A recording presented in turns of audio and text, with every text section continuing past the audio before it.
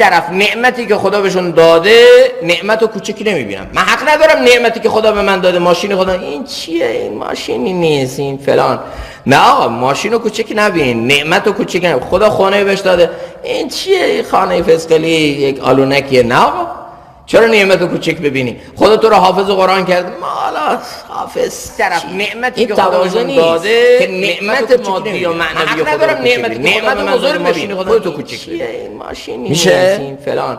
نه آقا، ماشین و کوچکی نبین، نعمت و کوچک نبین. وقتی انسان شکر میکنه از طرف این نعمتی که منعم داده، یعنی خدا داده، به اعتبار اینکه خدا داده، خدا تو رو حافظ قرآن کرد، به اعتبار اینکه من یا نعمتی که خدا بهشون داده نعمت و کوچکی نمیبینم. من حق ندارم نعمتی که خدا به من داده، ماشین خدا، این چیه، بنابراین اگر شکر آمد خود به خود انسان نعمت و کوچک خدا خانه بهش داده میرسه به جایی که نعمت خدا رو بزرگ میبینه و خودش رو در مقابل این نعمت کوچک میبینه. من مستحق این نبودم، کرم الله بود این نعمت بزرگ رو نعمتی که خدا بهشون